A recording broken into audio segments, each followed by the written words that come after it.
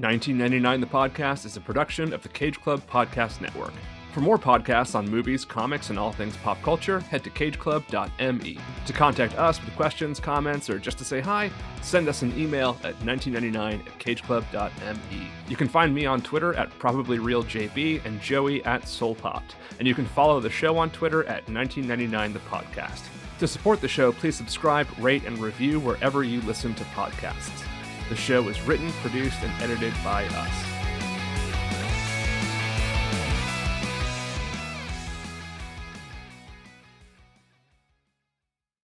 Welcome to a very special Christmas edition of 1999 The Podcast. I'm John Brooks. And I'm Joey Lewin. So, okay, I didn't even say my full name, but if this is Christmas 99... Who cares what your name is? No one cares. Yeah. If this is Christmas 99, we're a week away from Y2K. Are you ready?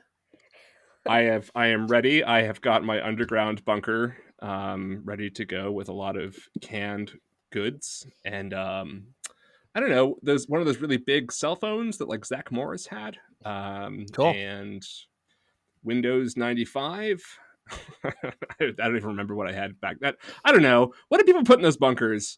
We'll never know. No. Who knows? We should do an episode about that sometime. I remember I remember freaking myself out and then being like, oh, wait, it's already tomorrow in Australia and the world is still here. So we're good. Mm-hmm. And like even me at like 11 years old was just like, I'm good. We have joining us today a special guest on the show. Yeah. Hello. Joey, you want to introduce our guest today? So we have a story tradition, just like the Yankees pride power pinstripes. We have COVID female guests.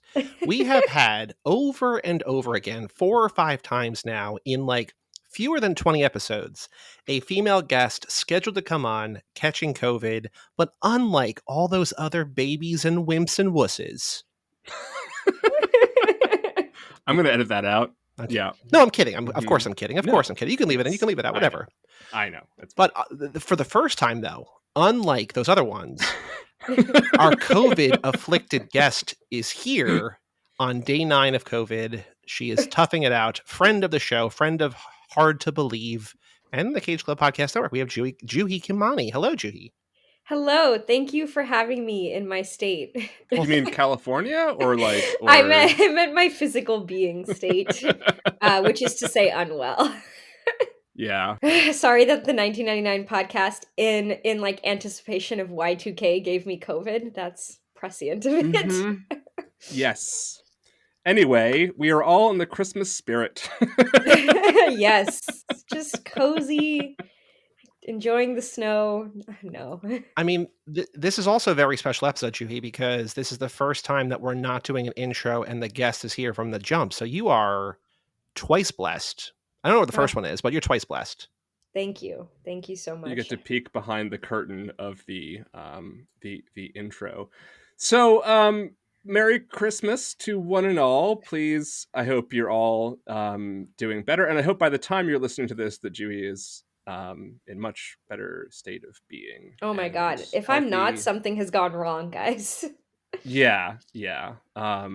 Fingers crossed. We will hope that Santa brings you health this year. So, for our Christmas special, we are going to be taking a look at a Christmas special directed by Steve Moore and based on the children's book by J. Otto Seibold and Vivian Walsh and illustrated by J. Otto Seibold, adapted by longtime David Letterman writer Steve Young, and starring some 1999 staples, including Office Space's Diedrich Bader and David Herman, SNL alums Jay Moore and Tim Meadows, cartoon voice legends Dan Castellaneta, Tress MacNeille, Kath Soucie, and the legendary Billy West, with Peter MacNicol, Michael Stipe, Matt Groening, and Joe Patiliano as Martini, making the third of his 8 appearances as Santa, the very late and very great Ed Asner, and of course, Drew Barrymore as the voice of Olive, produced by Groening, Barrymore, and Stipe tonight.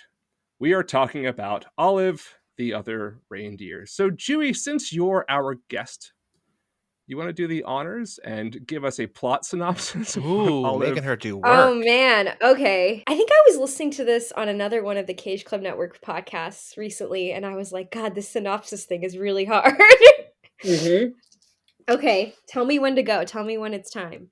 Go for it. Go for it. Give Okay. us the rundown. What's it about? Olive is a really sweet, not reindeer, but dog. Embarrassing how long that took me to figure out. And it's already not great. She like likes holidays, and she is walking around her town, and then there's like this radio broadcast that Santa's reindeer Blitzen is injured, and he says all of the other reindeer are gonna like help or whatever, but Olive thinks it's about her, and she's like, I gotta get to the North Pole. And she has a little penguin friend named Martini, and she thinks her owner Tim is mad at her because Christmas is canceled because Santa's thinking about canceling it.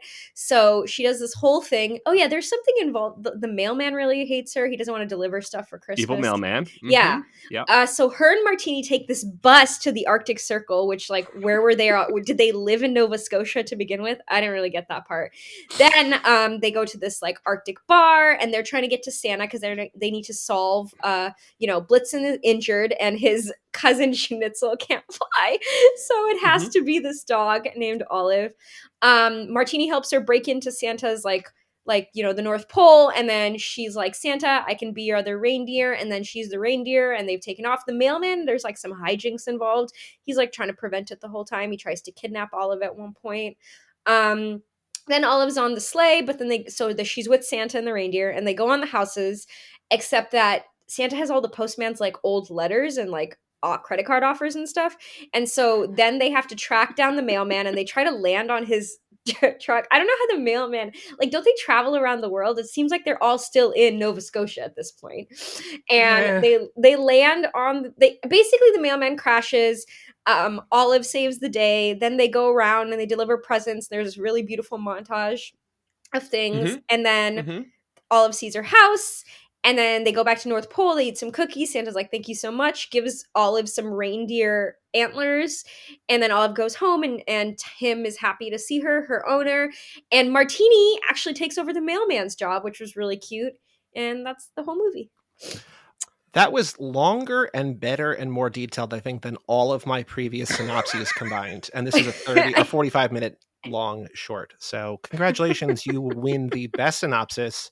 Thank you. You're going to have to come back here every episode and do it, and then you can leave. You can stay or you can leave. But that's better than I've ever done. So good job. Well, I was like really deep in it. I was like, today I was taking notes furiously. I was like, what is this film about? What's the message? Well, I think, Joey, if all of our movies were 45 minutes long, maybe you could detail the entire movie as well. But mine would have been like, there's a dog named Olive who thinks she's a reindeer and goes to the North Pole to help Santa deliver presents. And then there's an evil mailman. The end. That's concise. That should have been me right there. Olive the Other Reindeer debuted on December the 17th on Fox and dared to ask the question, what if Parappa the Rapper were a Christmas special? I was like, where do I know this art style from? And that's, yes. Okay. Thank you. You solved like a little needling thought that I've had the last like 30 hours. So thank you for that. I appreciate it. Well, you are welcome. In all seriousness, like Parappa the Rapper, the 45-minute special used a novel technique of computer animation rendering in 2D, which gives it a unique and sometimes jarring fluidity that modern 2D computer rendering has been able to iron out, thankfully. But it looked cool at the time, and it remained faithful to the distinct art style of J. Otto Seibold. Seibold, an untrained artist who emerged from a rebel art scene of the 1990s that fostered unique, unconventional aesthetics rooted in graffiti culture, went on to illustrate countless quirky children's books with a style that is something like Disney crossed with Jean-Michel Basquiat. Seibold has worked as an artist for a lot of high-profile names, including Pixar, for whom he contributed concept art for Monsters, Inc., and in which you can still see elements of his style in many of the character and set design elements. The story itself follows the now well-worn plucky underdog saves Christmas formula, but is filtered through a 90s lens that makes it something like the animated holiday equivalent of those very special Christmas albums. Probably not hurting this feeling is a theme performed by Big Bad Voodoo Daddy, nor is the presence of Stipe, who sings a very REM-sounding solo.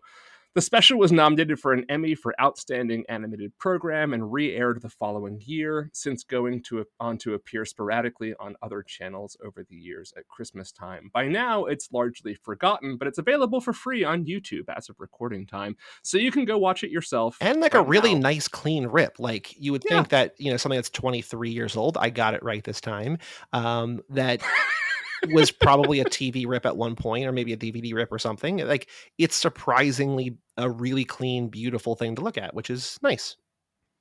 So this was my recommendation. I had seen it before. I enjoyed it a lot at the time. I've seen it a couple times since, and I always enjoy watching it.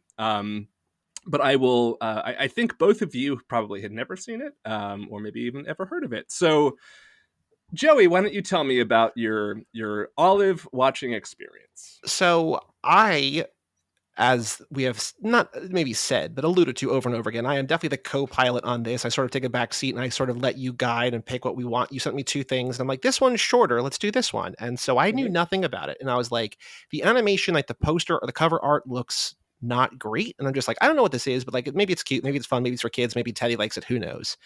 And then like 30 seconds in, it's like presented by Matt Groening or whatever. I was like, hold on, I might actually like this. I might actually enjoy this. And I loved it. I never heard about it. I'm surprised I never heard about it because I think it debuted alongside Futurama, maybe. And I watched the hell out of, I mean, the same month, right? Because it was 10 years. I think it was maybe 10 years to the day. So, okay. Simpsons Roasting on an Open Fire was December 89, and I'm pretty sure Futurama and this were both December 99. So I think it's like maybe not 10 years to the day, but like 10 years just about to the day after The Simpsons.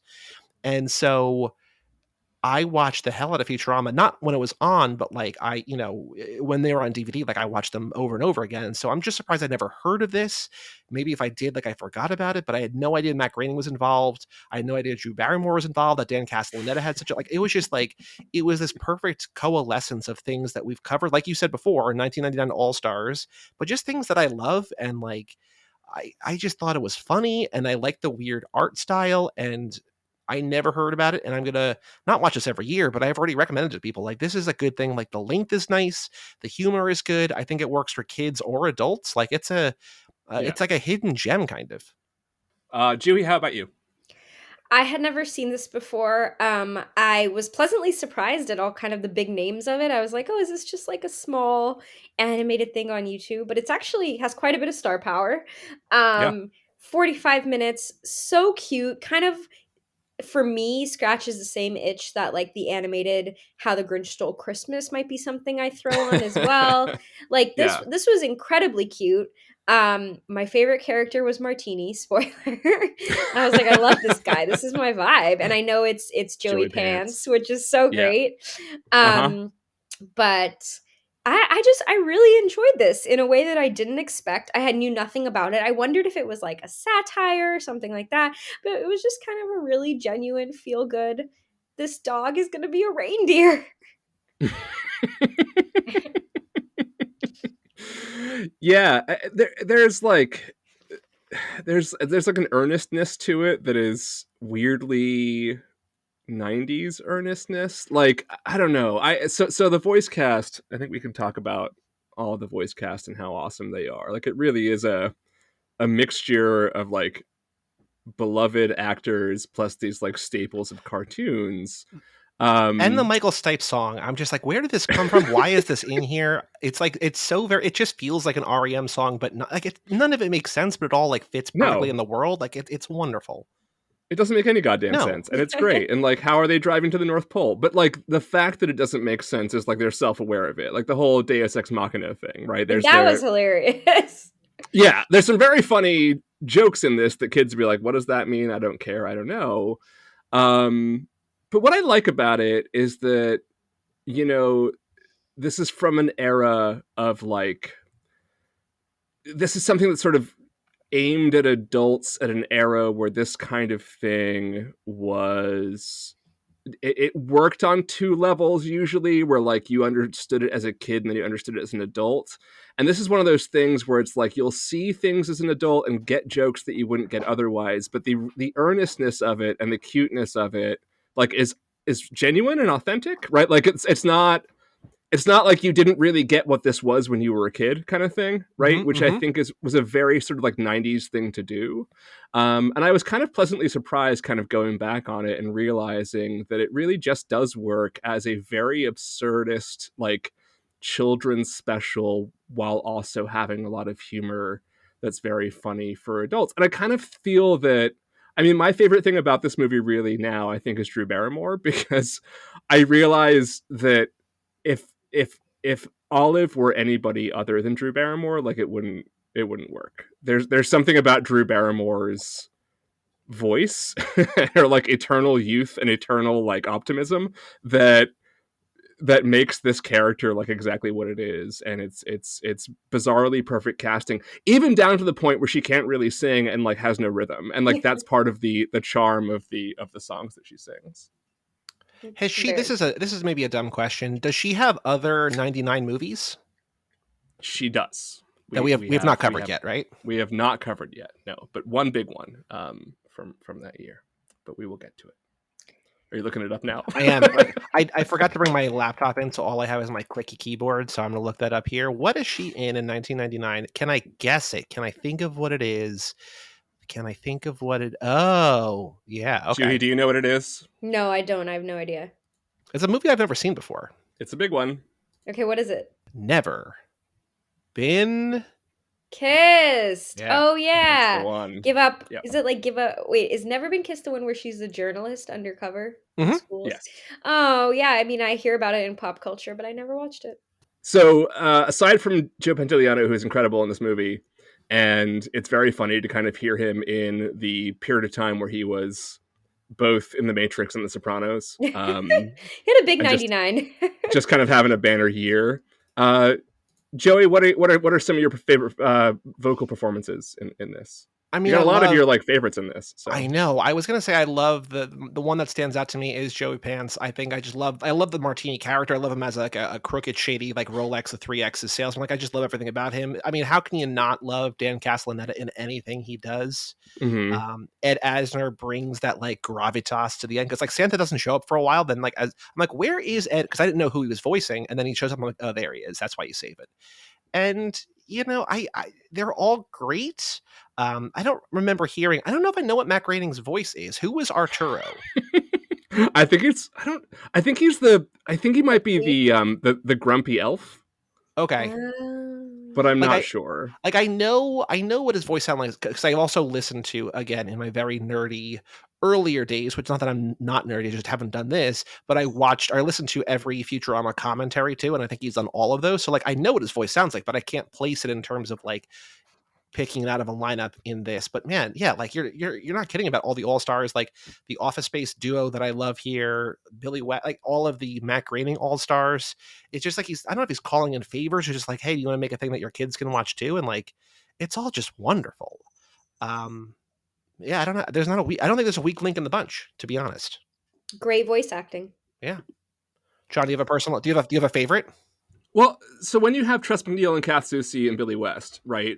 Yeah. Those three people, especially in the 90s, were in like everything, all the cartoons. And so there's something about this as well that's almost like there's a very kind of a bunch of people who love this kind of thing getting together and having a good time. Yep. Element of this movie that is it's super joyful, and you know, like you're almost sort of like having a little holiday party with them because they're just doing this like silly thing that they're having a great time on. But so Joey, aside from Joey Pants, who do you like in this special? I really enjoyed Schnitzel. That was really fun for me. And I don't remember what the flea's name is, but I quite enjoyed that character as well. The flea's name is Fido. Fido. Okay. And I love this idea of like the anti-Jiminy Cricket. And I love that one of my favorite gags in the movie is because Olive has this sort of insane, and again it's very Drew Barrymore, but like an insane kind of like optimism and naivety, and he's telling her what Tim's saying, and it becomes more and more absurd, but like you know, but he's like whispering all the bad things in her ear, and he's this flea that she hangs out with. It's like the flea's got a dog's name, and it's all fucking crazy. My note for this is this flea is not the real MVP of this movie. No, and it's Peter MacNicol who is yes. That's exactly the sort of role he should be playing.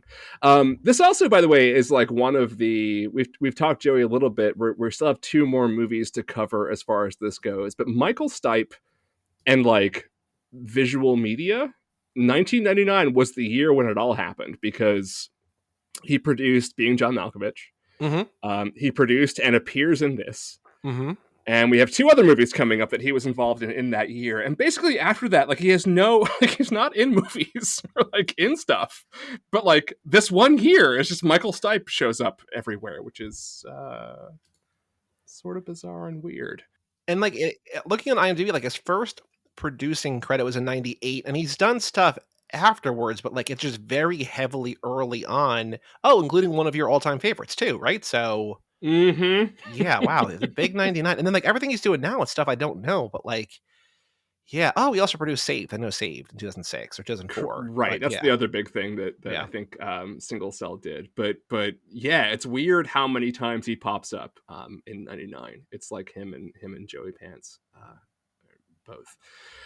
How do you guys feel about? So I guess the one thing when I was watching this that I think doesn't necessarily hold up for me is the animation style, and there is still like it's one of those things where they were experimenting with something new. Like we talked in our Toy Story 2 episode about where CGI animation was in '99.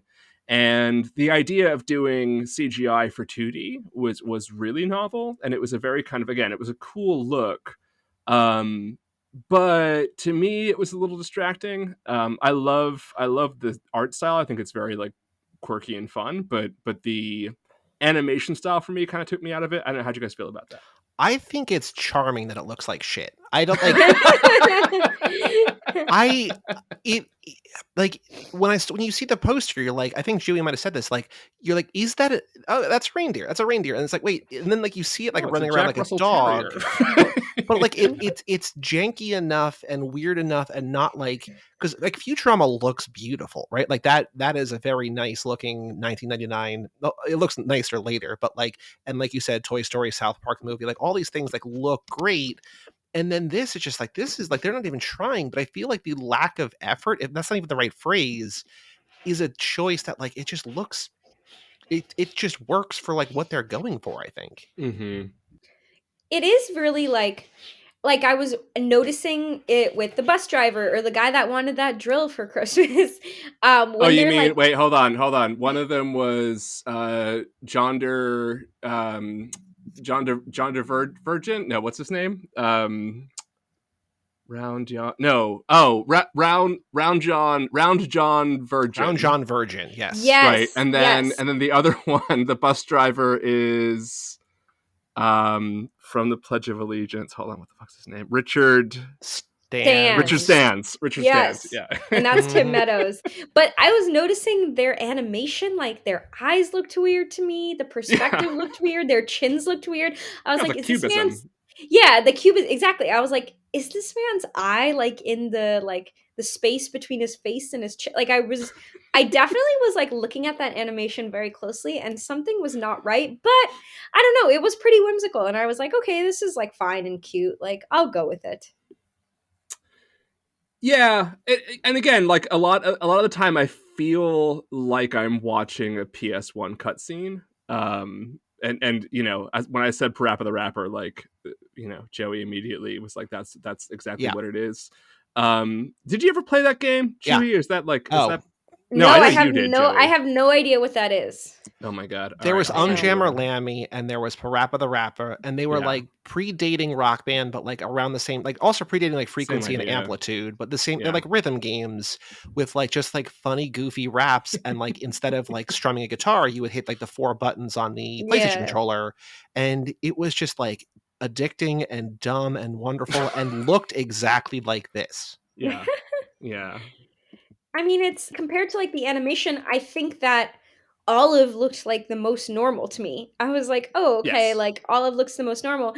And all of these people, like, they all look like they're straight out of like a Picasso painting. It's very just sort of graffiti and absurd, and that's sort of the style of Seibold, right? So and like if you look at his children's books, like this is very faithful to what he does.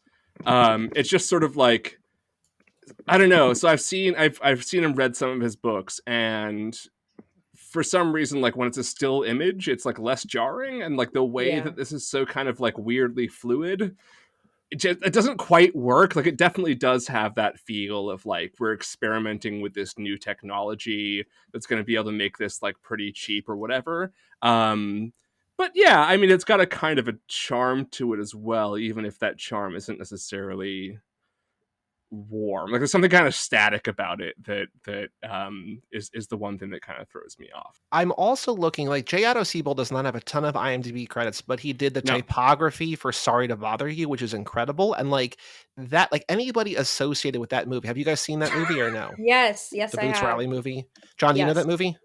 I know it. I have not seen it. It is It's wild. It's great. But like anyone involved in like the artistic side of that is like, oh, you have a very specific, like, I don't know, like what specifically, like whether he just like the typography, like on the poster and stuff, because like that's very visually iconic too. But like it's, I'm just like on Google Images looking at his stuff and like, you know, it's cool. I like it. It's good.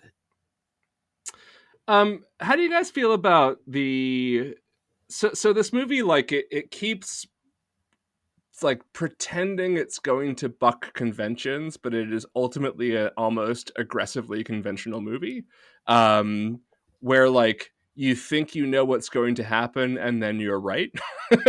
Right, like everything kind of goes according to formula. I was like never worried that Olive wasn't going to save Christmas, guys. Yeah, and there's something like, and again, like in the 90s, there was that cynical, like, well, let's have her not save Christmas and learn a lesson. And it's like, no, don't do that. And so there's something very sweet and sort of like the predictability is almost kind of a feature, not a bug, right? Because like Drew Barrymore does not lose, right? Like she That's well, not on film. Camera. Yeah. In real life sometimes, but like she seems to be plucky and get through it. The one thing that like the only one where it sort of plays with the idea that it's going to buck convention is that the evil mailman like isn't redeemed but then gets to be a penguin, and so Yes, I genuinely laughed at the end when he got the gift of the fish from the other penguin. So I was like, oh, no, this bit continues. The mailman, the bad guy mailman in this film, in this animated short, reminds me of this like evil guy who used to like wear all blue and have a mustache in this TV show I used to watch. Does it sound familiar? And there was like a pink girl and do you mean Dirk Dastardly? Is that who you're talking about? Maybe. Let me look it up. But I swear to God, I was like, this guy is like dressed in blue. Oh, kind of, yeah. Okay, so it's sort of like this, but it's it was like this TV show that this is so specific. I used to watch it when I was in India, and it was like this girl in all pink and like all blue with a weird mustache, just like Dirk Dastardly was the bad guy. And it reminded me so much of this mailman. I was like, this is just I mean, he's also kind of like a bad guy trope, like evil mustache. Well, I will also say, John, we were talking recently about Dan Castellaneta, and I was like, oh, you know, best known for playing the Robot Devil. And really, obviously, like it's Homer, but like Slash this is Homer Simpson. But this is the devil. Like this is that character. Like Homer Yeah. Like Homer is who Dan Cat, like he is, you know, able to retire on the residuals for probably like any one season of, you know what I mean? Just like that's so him. But like this is that manipulative evil, like you want to root for him because like it's specific in that kind of voice. But like it might even be the same exact voice. You know what I mean? It's just like that exact, like it's man, he's so good at what he does. Yeah. Do you guys have any favorite kind of blink and you miss it jokes? Because I like there's a whole bunch, but I for the first time realized there's a Y2K reference in this as well. Which again you might have missed. But when all of the reporters are outside the North Pole, like wondering if Santa's gonna make his flight, someone like in the background just says Y2K bug. It's like one of the reasons why this all might not go down, which I thought I was like, oh, this dates it to exactly when it is, and that's wonderful, and that's what this podcast is all about. But are there any of those like subtle jokes that people missed that you guys caught that you want to point out? No, I don't think that I was honestly just sort of taking this in, like, sort of jaw semi agape, like, I kind of can't believe, like, what this is. Like, not that it's my favorite thing of all time, but just like that it exists and that it's so good. Like, I think like it's not a blink and you'll miss it, but I love the like delivering the broken watch to the guard at the gate and then like calling from the phone booth a little while. Like, it's just like there's like weird complexities to like the narrative and like the story and like their plan to get into the North Pole that like aren't needed. Like, it's just like this cartoon logic that I just really enjoy. And then like if Olive had just hidden in the bag of mail, she would have gotten it. You know, it's just like the whole like they didn't need to go through all this. But man, it just I'm sure when I watch it again, I will pick up on things that I missed and like little like throwaway gags and stuff like that. Cause like that's what The Simpsons and Futurama made their bread and butter on. But like Yeah. I was just enjoying it as a whole as this, special little special. Yeah. There were two really funny things that I wrote down that just made me laugh because of the caliber of joke. One of them was the reporter outside the North Pole was like anonymous high-ranking elves, and that made me laugh. Just like the reporting in general, I was like, "Oh Yeah. yeah, that's really really good." And then there's Yeah. another one where Martini's being interviewed, and he's like, "Well, I can't claim that it was breaking and entering," and he's like, Yeah. Yeah. "There's no Yeah. comment at this time." It just made me laugh a lot. I literally the one thing that I always forget whenever I go back and watch this is like just how good Joe Pantoliano is in Yeah, this. seriously. He's so good. It's so funny because he again like we talked about Toy Story about how there's people like Kelsey Grammer and Wayne Knight who like the voice is just like there's nobody else, right? And Yep. he is absolutely one of them, and there's just something inherently funny about his voice. Like, I think one of the things about him as an actor that makes him great is that he has to overcome how inherently funny his voice is. And like the way that he talks, like if he's going to be a serious role, like he has to somehow incorporate the absurdity of the way that he talks into that role. And like I just rewatched all of The Sopranos this summer, and like that's the thing that I noticed about that role is that like he has to sort of make that part of the character to make it work, right? And but he's just because he's so instantly recognizable as that voice that it's great. But like as is Drew Barrymore for that. Well, I think like with voice acting, there's one of two ways you can go, and not necessarily like as an actor, but like when you're casting people, like you can either cast someone for their voice, or you like get someone like a Tress MacNeille or whoever who can like Right. has 8 or 10 different voices that she can sort of tweak or whatever. And I think like the Drew Barrymore thing, like she's not trying to hide the fact that she's Drew Barrymore. Like it's not like she's not a voice actress doing a voice. It's just like I'm Drew Barrymore talking as Drew Barrymore, but except I'm Olive a dog, right? So. Like as we're recording this, we're in the middle of doing the Chronicles of Riddick movies for Too Fast, and like there was an animated one in the middle that sort of bridged the gap between the first two movies. And Tress MacNeille is like the bad guy in that, and we're like, oh my god, like she brings such gravitas to a thing that like doesn't deserve it, but like you just like I think you said earlier, you hire one of these people, like the people who made their name and like their fortune in these like animated things that just you like let them do what they need to do, and like you just don't worry about it because they're so good at what they do, and it's a joy to watch and listen to. Yeah. There's something really like beautifully whimsical about Drew Barrymore's voice. And I was like, I kept as the movie was going on, I was like imagining her, and I was like trying to imagine it.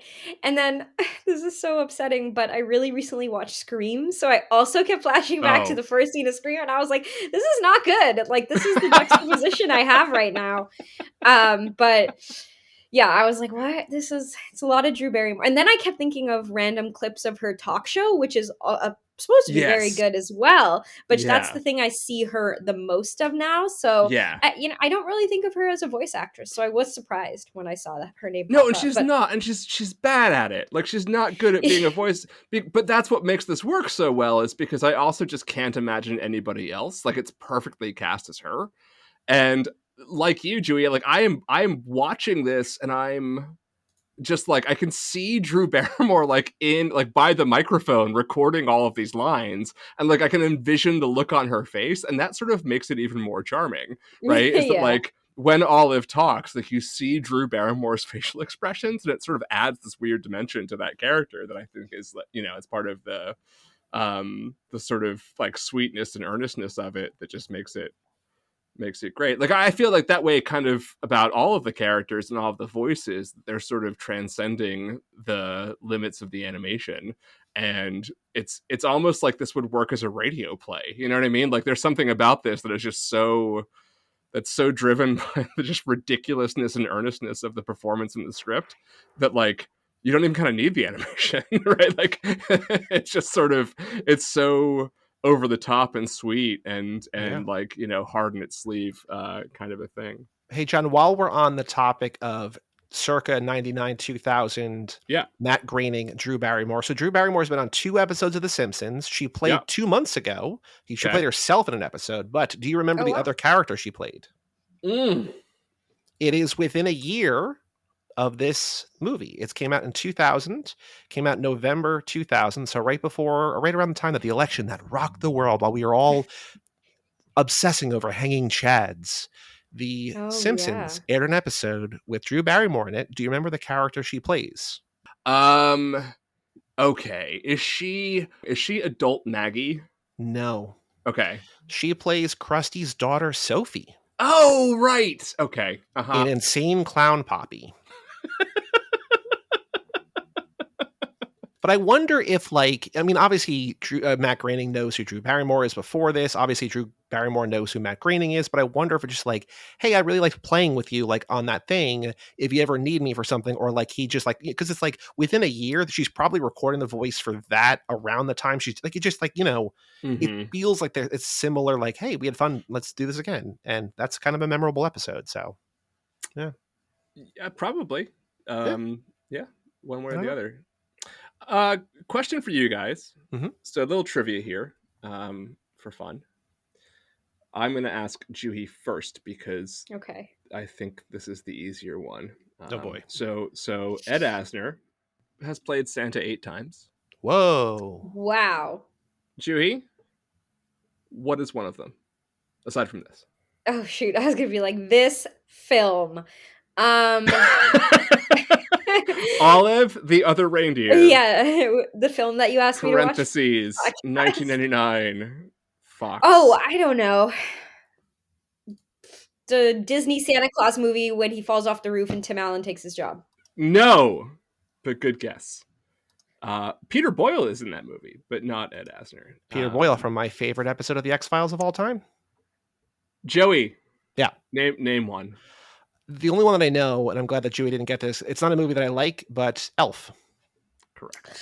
Oh, yeah. Okay, that was fairly obvious. I should pick that one. That is the big one. For $1 million, I could not name another one, but that's the one that I have in my brain. Are you ready? Yeah. Yeah. Ed Asner played Santa in an episode of Highway to Heaven in 1986. Don't know what that is. Okay, keep going. Highway to Heaven? Nope. It's like, it was basically Touched by an Angel, but with dudes before Touched by an Angel. Never mind. Nope. Great show. Okay. He also played Santa Claus next in The Story of Santa Claus from 1996, alongside Betty White and Tim Curry. It was an animated special. Was on Betty White CBS. Mrs. Claus? Probably. Okay. I'm going to say yes. I think it was by the same studio that did Frosty the Snowman, but it's like sort of that ilk. The next time was Olive. That was the third performance as Santa Claus. He played Santa Claus in The Ellen Show in 2001. Oh, of course. That featured a reunion. That classic appearance. Well, so this was a reunion of the Mary Tyler Moore cast. So it was like it was a special episode of Ellen. Oh, that's okay. That's sweet. Next was Elf in 2003, followed by the regular show Christmas special in 2012. He voiced Santa Claus in an animated short. During the episode, the leading character of Mordecai and Rigby have to destroy a gift for Santa in order to save Christmas from being ruined. So there you go. He also played Santa in a movie called Christmas on the Bayou, which I think is a Hallmark movie. Embarrassingly, I almost watched that like 2 days ago. So well, then you would have had an answer to this question. There we go. I'm really scraping the bottom of the barrel with these Christmas movies. I've been home for 9 days. Yeah, it is a Lifetime movie. Yes, you are right. And then finally, sort of cheating, he reprised his role as Santa Claus in Elf Buddy's musical Christmas, the stop motion animation Okay. adaptation Okay. of Elf. But yes, he's I been did look Santa. up the story of Santa Claus, and it's apparently he plays Nicholas Claus, so it's like a slight variation. But Betty White plays Gretchen Claus, so maybe that's Mrs. Claus's first That's name in this. Mrs. I don't Claus's know. first name. It's got to be Gretchen yes. Claus. Yeah, there you go. Yeah. So another question for you guys: do you have a favorite on-screen Santa Claus? Oh, that's a good one. Ooh. It's not on screen, but one that I love. The real one. No, well, I do love the real one. There was this one at this mall in Paramus. No, go ahead. I love Paul F. Tompkins' voice of Santa Claus on Comedy Bang Bang because he's a grumpy asshole who hates Scott Aukerman, and it's wonderful. Yeah. That is one of my favorite. And then Lauren Lapkus plays Ho-Ho, the naughty elf, and the two of them together are wonderful. Mm-hmm. Favorite on-screen Santa Claus? I'm going to have to think about that. I think prior to Tim Allen absolutely losing his mind in many ways, I would have said Tim Allen in the Santa Claus and the Santa Claus 2 because I had such a sweet time with that. Now he's crazy, so it's a hard no on that. Oh man, I don't know. I feel like now what I gravitate towards is, and I'm sure you guys, this probably resonates with you too, but I watch a lot of TV shows Christmas episodes like to celebrate the season. Mm-hmm. Sure. So some of the ones I think of are from Brooklyn Nine-Nine. If you guys do you guys watch that show? Sure, yeah.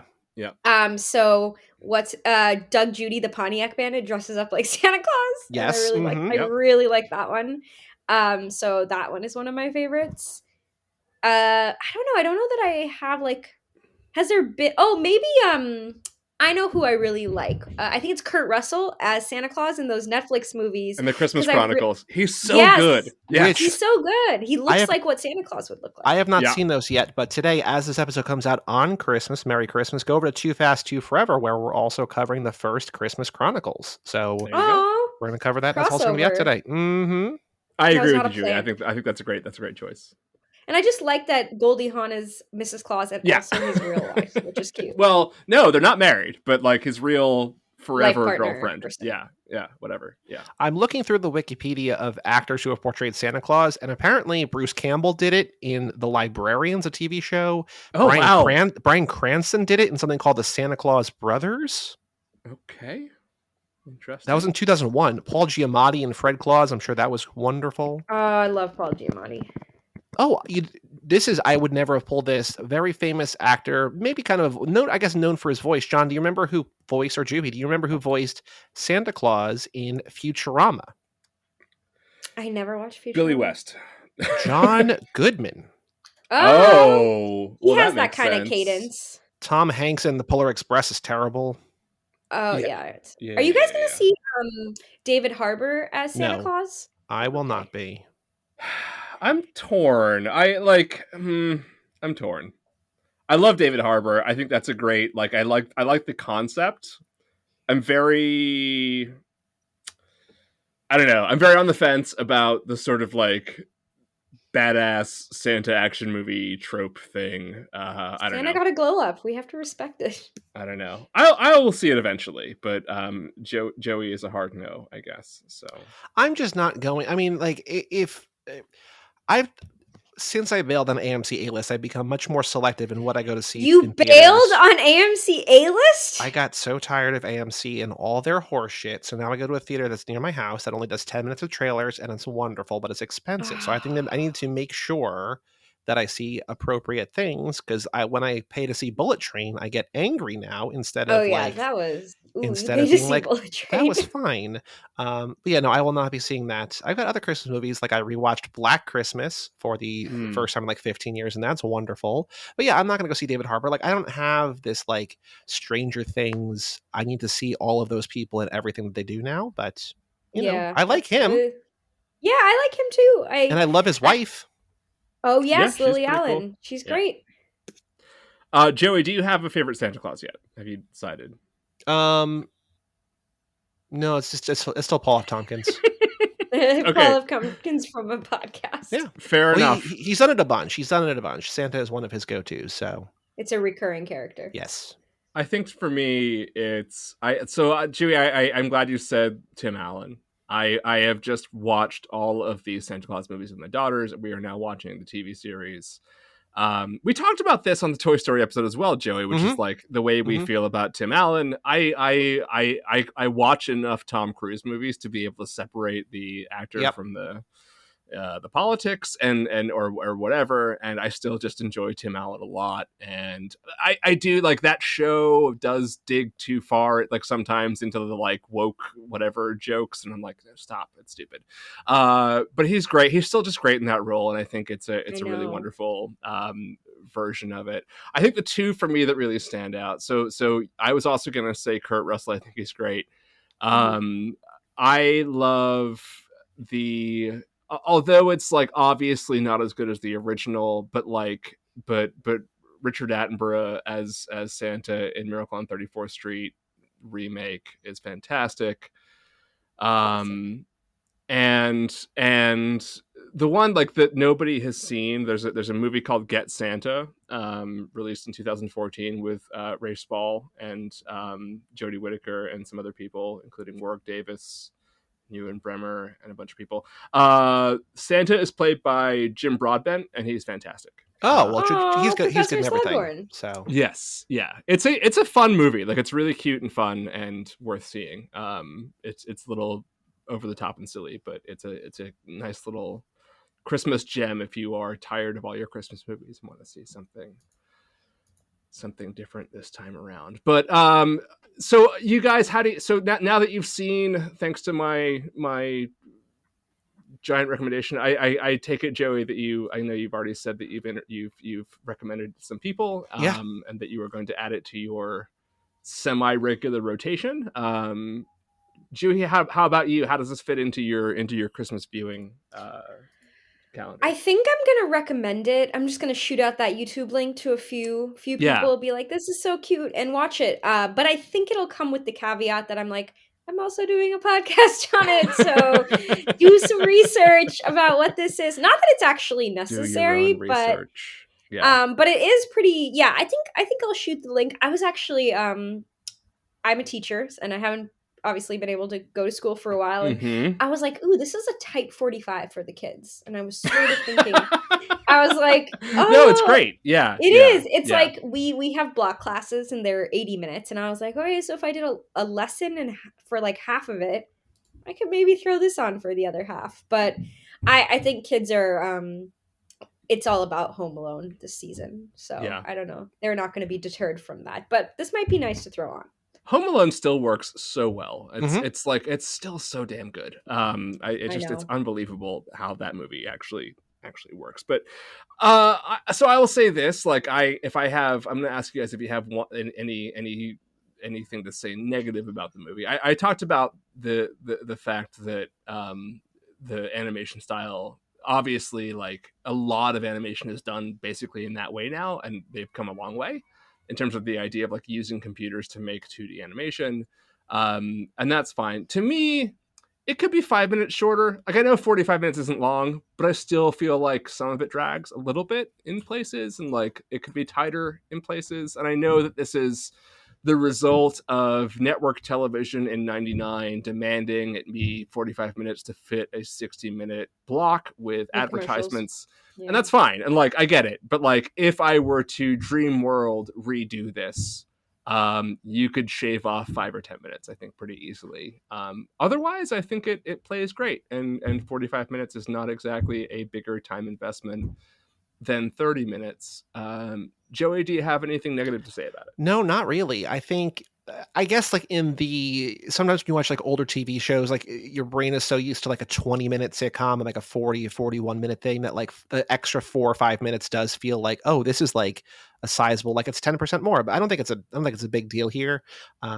No, I don't really have anything negative to say about it. Maybe if I watch it again, I'll pick up on those sort of throwaway jokes and maybe find things that I don't like about it. But I was just like, I think it was largely because my expectations, like I didn't know what to expect, had no idea of like the talent involved, and just really enjoyed it from start to finish. So, No real negatives. All the throwaway jokes are good. Like the scene where one of the reindeer is like, "Hey, so after we do this thing, we tend to do some reindeer games. You into that?" And she's like, "Oh, I'll think about it." He's like, "Yeah, just let me know. Let me know. Think about it. Give some time. We'll come back to that." I like all that shit. I think is really funny. Like it plays really well. Even like the Deus Ex Machina joke plays really well, even though it's a very sort of like tongue in cheek, sarcastic joke. So no, I think every time I've watched it, I've discovered a couple of new jokes that I missed, and they're all very funny. So have you shown this to your daughters? No, not yet. I kind of didn't realize that it was available on YouTube quite so readily, and I kind of feel like I want to get a DVD or Blu-ray transfer because I just feel like the quality and animation is slightly better, even if it's just not on YouTube. But yeah, I think we'll watch it. I think they'll like it. We will see. But Juhi, same question to you. Do you have anything that you would change? I don't know that I would change it necessarily, but some of my notes include Olive is barely pulling any weight on the slide to do a little bit better. She's still kind of the joke, right? But she's still in the air though. She's still flying. Yeah, but it's because she's I think I was like a little critical of her. I was like, where's this magic potion? Where's this fairy dust on her reindeer dust? Well, so two things. Hold on. Before you go any further than that, I'm going to defend Olive for a second here. First of all, that's like part of the gag is that like sure it doesn't really matter. Like who fucking cares how many reindeer there are? Like it doesn't matter. They're flying reindeer. Like deal with it. And the other one is that in the end, they do kind of do the whole like. So hold on a second. One of the reasons I wouldn't show it to my kids is the whole Rudolph joke, which I think is great. I thought that was really, really funny. It was very funny. Yeah. And a lot of it's very funny, but I don't know if they would get it or they would be like devastated. But when it kind of references Rudolph, where Santa's like, Olive, with your nose, smell the way home or whatever, right? And she's like, starboard to the north, 10 I smell degrees. gingerbread, right? Whatever it is. I thought that was very clever, and that justified Olive being in the team because you're right, like she doesn't do shit. She just is sort of like, we're happy she's flying. She's like not helping at all though.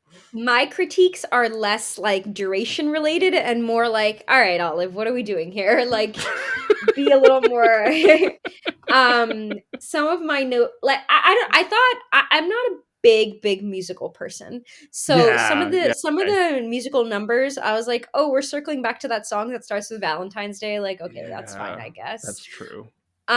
First I wrote, this is a tough bar crowd when they go to the bar, the Arctic bar, and then I wrote, I'm digging this bar crowd. So I wouldn't really take out any of those extraneous things because I really like those jokes. I like when Martini is like talking to the reporters and he's like, I might get into loan sharking. Like, I don't know.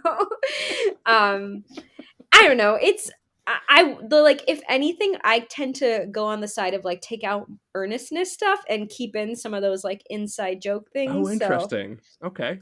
I'm always like, keep Joey Pants in here. Give him more lines. What's he doing? I think that's a fair point. Yeah, I think it could be tighter. And I think if I was to like, again, I don't think anything of the plot I would shave off necessarily, but like there does seem to be like 5 minutes you could kill here with like less of the earnesty stuff. So I think I agree with you. And I didn't think I would, but in that regard. But like, now that you've said that, I think you are right. But yeah, I love all of like the rough and tumble heart of gold characters. Yeah, me too. Very like raspy voice. I love it. Yeah. Which is also like a big Christmas trope. Like, but who cares? Yeah, like, that's true. Somebody who like starts off kind of adversarial, but really like you come to love them. Yeah, like round John Virgin and his drill. Oh yeah, he wanted a drill, and then he deflated the football. That was messed up. Yeah, because he's a rough and tumble. Still a rough and tumble kind of guy. So if it's still available on YouTube, go watch Olive the Other Reindeer. Or the DVD is $9 on Amazon. I just looked it up, which is very reasonably priced. So you are listening to this on Christmas Day. So go order it, but order it in the morning so you get it by Christmas night. Honestly, you probably got an Amazon gift card, and make sure you say ALEXA, thank my driver, to add the $5 tip because they're working on Christmas Day, so you can whatever. It just, yeah.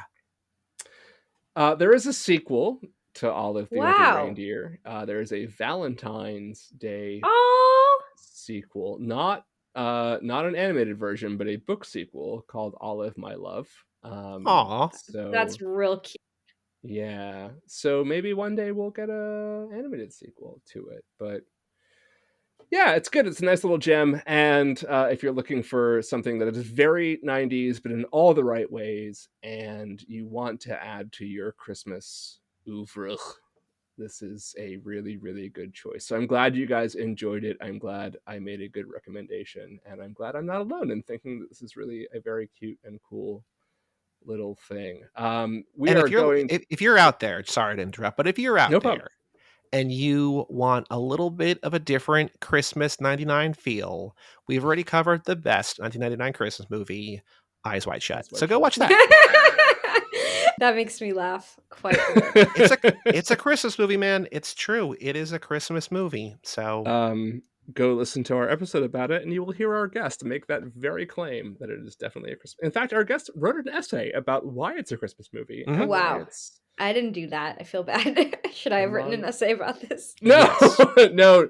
Well, to be fair, Juhi, our guest for that was a professional writer who writes for New York Who Magazine, also had seen so, that like, movie like 200 times or something like that. Oh wow, they really got into it. Yeah, it's a story. Kubrick, right? I feel like I saw it a long time ago. It is Kubrick. You are correct. Joey, I think that we should tailor our final questions to Juhi with the original one, but also in this case, let's talk about our favorite Christmas movies. Sure. So, Juhi, do you have a favorite movie from 1999? You can look it up if you don't have that in front of you. Okay, I love The Mummy. I watch it all the time, and I watch also The Mummy Returns, but I would say, yeah, I think I would say The Mummy. That's like something that just reminds me of 1999, reminds me of that time. Oh, but shoot, am I really going to betray Deep Blue Sea like that? That was disrespectful. Actually, you know what? It is Deep Blue Sea. The amount of times I have pressed rent on my TV, it's like, just buy it, Juhi. What are you doing? But no, here I am renting Deep Blue Sea once every fiscal quarter. Now, do you have not a favorite movie of all time? We'll save that for the next time you're here. But do you have a favorite Christmas movie? And so I was asked this recently, John, and Yeah. I answered it with maybe like Shut. Die Hard or something. Yeah, it was just like, and they're like, no, like a real Christmas movie. I was like, it's probably Home Alone. Yeah. But like, so Juhi, do you have a favorite Christmas movie? And if it's a quote unquote alternative Christmas movie, do you have a favorite like traditionally actual like family friendly Christmas movie? I think, And it can be Okay, the same. If it's one and the same, that's fine too. Ooh, Like, that would be really interesting if you find Yeah. that. I think it's actually Home Alone 2, Lost in New York. Oh as my wow! cla- Okay. oh, because you're a big That's you're a big interesting. Trump guy and you like Trump in movies, right? Oh Jesus, no! That It part is can his be best performance. Let's be It is his honest. best like, performance. yeah, Life, yeah, maybe if we're also talking about life, but he really sells that. Is the camera still looking at me? I'm going to turn around and find out moment. That is just says so much. God, I just really wanted like all that room service. I wanted to go to that toy store. I wanted to go skiing in Central Park. Like that was like, I was like, this is what New York is. A limo picked him up with a pizza. Like that was my I really enjoyed that. That was that's probably my favorite Christmas movie. Like my actual favorite Christmas movie. Like an alternative Christmas movie, people love to say Die Hard. I only saw Die Hard for the first time like a year ago. I feel like I can't really say that. That's fair. Yeah, I would say, you know what, Home Alone 2 all the way. I think Home Alone 2 counts as both. I feel like I would not have expected someone to say that, and I think that's edgy and cool. I like Home Alone 2. I kind of understand what you're saying, and I think that like the thing that sort of the connective tissue of the two is that one is like the fantasy of like being left alone in your house as like a 12-year or 10-year-old or something, and the fantasy of like being alone in a city when you're 10, and it's sort of both, and it kind of justifies its existence in that way. But I, again, having watched Home Alone 2 fairly recently, I still think it's good. I think it's better than it's given credit for. I would kill 20 minutes of it and be like, yeah, I mean, that's like every movie these days. If you look at runtimes, I'm like, this can't be 3 hours. It's like half of my daylight time at this point. right. But that was like the early 90s, and it's still just sort of like, because I think part of the problem is that Home Alone is so perfect. Like it just everything about it works. That when Yeah. things don't work in Home Alone 2, I kind of feel them harder. But like I agree, I think it's good and it's fun and there's some Joe very sweet Pesci has moments some real Joey Pants energy, I will just say. in It's like it. definitely thought they were the same person for a good 5 years. That is true. Joey, how about you? What are your favorites? I think the answer that would make purists happy is the first Home Alone. I think that's my favorite actual kind of Christmas movie. But alternative, man, there's so many good ones. Like anything that Shane Black has ever done is basically set at Christmas. They're all wonderful. Yeah. Iron Man 3. Iron Man 3 is a great MCU movie because it's set at Christmas. The Silent Partner is great, but I will say a kind of under the radar. I think it's French. I saw it for the first time last year. It's on Shudder, and I think Vinegar Syndrome did a Blu-ray release.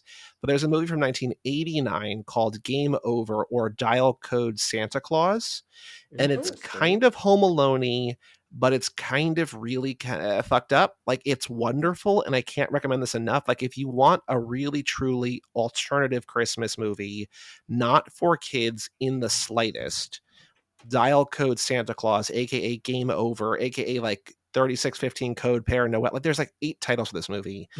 I love this movie so much. I saw it for the first time last year, and it was wonderful. So Dial Code Santa Claus is my under the radar sleeper pick if you want something that like gives you like the Christmas spirit but also is not, heartwarming. Yeah, it's great.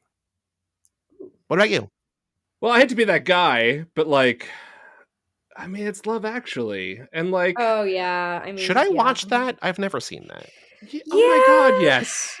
Yeah, Yes! I mean, you should watch it and you should like pod about it immediately after or during even. I mean, people love it because it was one of those original movies that did like everyone is secretly related to each other's story, like they're all connected somehow. Yeah.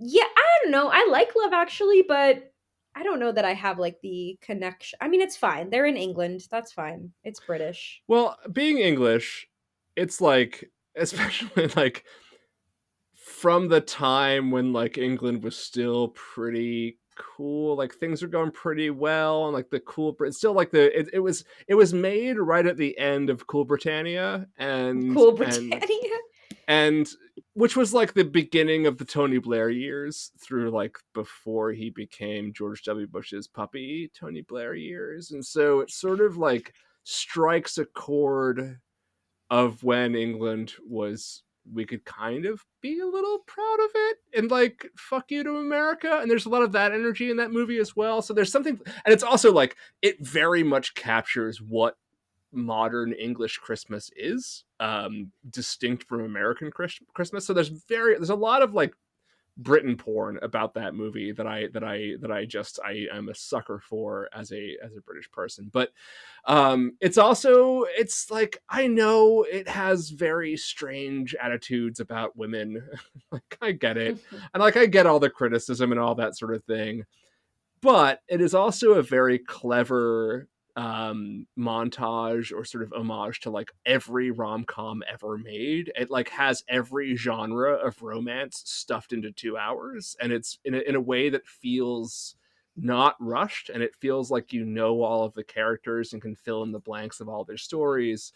It's a very good movie. I will defend it. I understand the criticisms, and I am like not at all trying to sort of supersede those. But like fuck you, I love it. It's great, and I feel good every time I watch it, and it just like makes me It's very lived in. Like and those characters are all very believable. Absolutely. And that's and when they're not supposed to be, right? And that's sort of the point and the joke. Like like Colin, right, who goes to America to Milwaukee. Like it's a very funny gag. Oh yeah. Yeah. But like that's not supposed to be believable. It's kind of the point of it, right? And so anyway, I could go on and on about why Love Actually is fantastic. So that's sort of my favorite. That's my actual Christmas movie. And then the alternative one? So the alternative ones are, so first of all, a movie that we've talked about before, which is the best and only version of Little Women, which is from 1994. 2019. I heard you right. With Winona Ryder and Samantha Mathis, with Florence Pugh, Greta and Gerwig Saoirse directs, and Bob Odenkirk, and, yep, you got Timothée it. Chalamet. That's Christian Bale. You said it. Yep. and Emma Watson. Eric The Stoltz. other one. Yeah, that's it. So that movie. So that's one. The other one is About a Boy, which is one of my favorite movies ever. Period, and also has a lot of Christmassy-ness to it. You just like things about young humans, about a boy, Little Women. I like Hugh Grant, I think, pretty obviously, and Batman Returns, the only Christmas movie. Yes, ever Max made. Shrek. Mm-hmm. The Those episode of Lost the are Constant is a my... Christmas episode. That's wonderful. Oh, Christmas episodes. We can talk about that. The Christmas episode of My So-Called Life kills me all the time. And anyway, we could I get on. love a Christmas episode. Yeah, I love a Christmas episode too. Get on some the Ted Lasso Christmas episode. That's a main day. All the Community ones, don't they do a stop motion one for Christmas? Yep. I like that one. Isn't Christmas great? I hope you guys are having a great Christmas. We love Christmas. Joey, the Ted Lasso Christmas episode has like 19 Love Actually references in it, and you don't get any of them because you've never seen that movie. No, Go but I see also Love Actually. I feel like when I see Love Actually, I'm Dum-dum. gonna be like, yeah, I get it. Like I understand this. I've asked other people recently, and they've Watching said Rick no. Grimes be in love with Keira Knightley with post notes, like Rick it's Grimes. Come on, it is so good. And she's also like 19 in that. That's true. But she's really hot. Okay, cool. Look, I was only 22, so it's okay for me to think that. So yeah, I mean now it's fine. Yeah, it's fine. Yeah. She's also she in her 40s now. So yeah, I mean now it doesn't matter. But I looked up a fact for you guys that I needed to tell you about / talk about with you regarding Olive the Other Reindeer. Okay. Drew Barrymore's daughter is named Olive. Are we just skipping over that? I didn't. Okay, I forgot. Like, I looked that up and I found that, and I don't think there's any connection to it. I'm not really sure, but well, did you ask Drew Barrymore? I didn't. But before we end this podcast, I should tell you guys that I have met Drew Barrymore. What? When and where? Okay, I also didn't know that I was talking to Drew Barrymore. This is one of my favorite stories, and since it's Christmas, I will tell it. 2003, I just moved to New York City, and I was working at a 24-hour restaurant, so I was very tired all the time that I wasn't working. So anyway, I was a religious studies major in college, as you know, and I was a big fan of Thich Nhat Hanh, which is probably a deep cut for a lot of the listeners, but that is I don't know if you guys know who Thich Nhat Hanh is. You no. Thich Nhat Hanh, who died this past summer, was I'm sorry for your loss. Thank you. He was like 100. Wow. He was a Vietnamese Buddhist monk and poet. And God, that is the most activist. you thing to say. You're a big fan of a Buddhist monk, but keep going.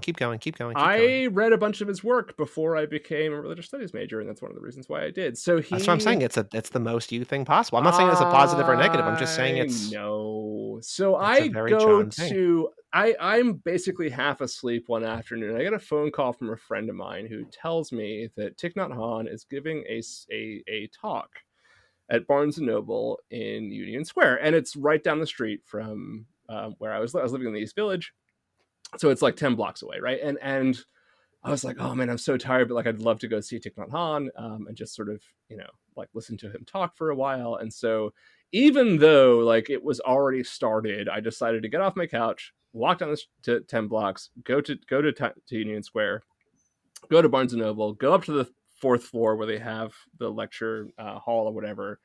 I catch the second half of the Thich Nhat Hanh speech, and I'm right in the back. There's like several hundred people there, and I'm way in the back, right? Which is good because when it's over, I can sort of mosey and leave. And if you fall asleep, no one notices. Yeah, I wasn't going to fall asleep. I was very thrilled. Anyway, so I'm again back of a sea of people. Thich Nhat Hanh's done. Big round of applause. He walks off stage with his entourage of Vietnamese monks, and sort of bowing to people as he walks by, and I make eye contact with him, and he bowed to me, and I thought that was wonderful. And I thought, like, well, I don't know if it's one of those things where once everybody leaves, he's going to like come back and talk to people who are like milling around, sort of thing. So, like you do when a band finishes playing. So anyway, so he goes and he sort of goes through this back door, and so I just was like, well, I got fucking nothing else to do, so I'm just going to stick around on this floor of Barnes and Noble and hang out, and everybody else leaves, and sort of just a few people milling about in the stacks looking at books, and this girl comes up to me and she goes, hey, I was wondering, do you know if he's coming back or not? And I was like, no, I'm kind of wondering the same thing, because I would love to just sort of chat with him for a few minutes and tell him everything that is meant to me and everything else. And she's like, yeah, like I 100%, like have you read this and this? And I'm like, yeah, I've read that and that. I read that for college, read that for a college class, whatever. And she's like, yeah, he really saved my life. Like I was in a really, really dark place at one point, and I read his work, and like it changed the way that I think and everything else. And I really kind of want to thank him. And I was like, so we talked for like 5 minutes, and I was like, oh, she's really cool. And so she's like, so one of his entourage, his Vietnamese monks, they were still up on the floor, sort of around the books, and so she's like, let's go ask if he's coming back. And I was like, yeah, great. And so we walk up to this Vietnamese monk who barely speaks English, and I'm standing right next to her. She's like, hey, is Ty, that's his colloquial name, right? Is Ty coming back, or like? And he's like, no, he had to go. He has another event in New York later on, and he had to leave in a hurry. We're just waiting till our car comes to pick us up. And she was like, oh, that's unfortunate. And she goes, well, would you take a message for me? And he goes, of course. And she goes, I just want him to know that his work has shaped and changed my life, and I'm forever grateful. And I would love to at some point meet him in the future. And I was like, yeah, me too. He's like just absorbing everything she's saying, and then he goes to her in like broken English, like barely speaks English. He goes, yes, of course. By the way, you're Drew Barrymore, right? And she goes, yes, I am. And I look at her and I'm like, oh, that's why I recognize you. And kind of vaguely had this sense that I know who you are. So then I was like losing my shit. I'm like, oh my God, what the fuck am I doing? I'm next to Olive the Other Reindeer. I feel bad for talking to Drew Barrymore, like without being invited. No, but like honestly, the fact that you did not fanboy out either intentionally or unintentionally is probably the only reason that she stuck around. I have thought that for a long time, because I think at one point the thought this person sort of looks like Drew Barrymore crossed my mind, but it exited my mind as soon as it did. So I still think to this day that like she genuinely caught on that I didn't know who she was, and that's the only reason she talked to me for several minutes about Thich Nhat Hanh. Yeah. But that's my because like even if you didn't say, hey, I'm a big fan or whatever, like if she recognized that you had the look of recognition, it would have totally changed everything. You Correct. Just being a dumb person half asleep next to your idol the monk gave you this story. I like how this my monk defense recognized her and you did. Well, that's the best part of the story, because I was like, oh, some random barely speaking English person from Vietnam who like is an ascetic like knows who Drew Barrymore is on site, and I'm like, what? Yeah, in my defense, she doesn't look that much like Drew Barrymore in person. But yeah, and then so she left the store, and there was a Page 6 paparazzi person who took a picture of her on the way out, and I saw her in the paper the next day. Barrymore spotted with Mystery Man. No, I did not leave the store with her. I booked it the fuck out of there as soon as I found out I'd been talking to Drew Barrymore, because I'd like lost my shit, and I was like, I gotta go.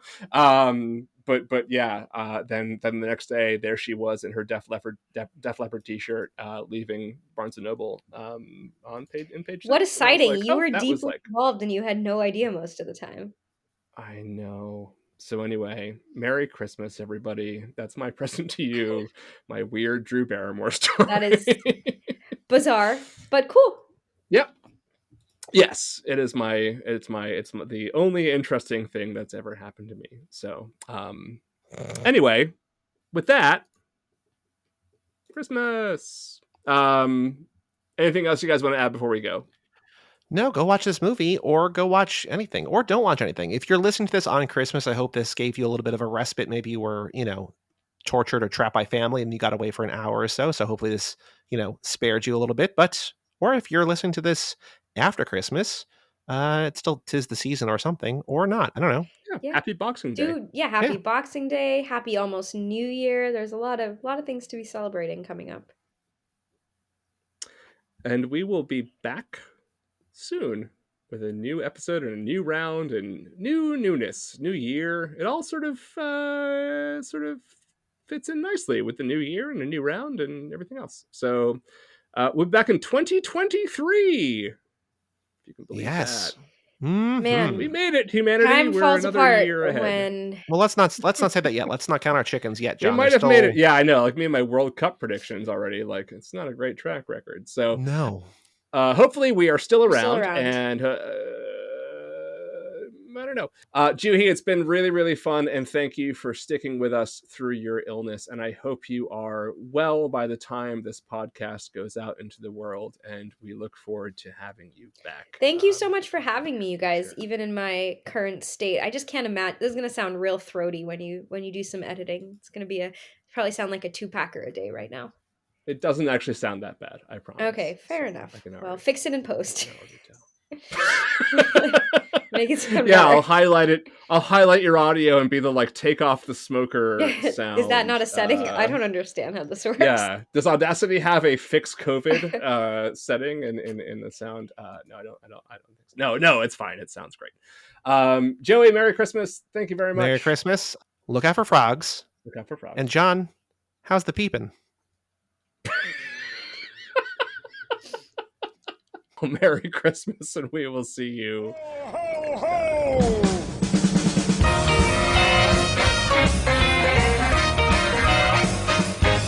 I don't have antlers, I don't have hooves. How flying works, I have no clue. But now I've got the reindeer moves. I'm a true blue member of the crew.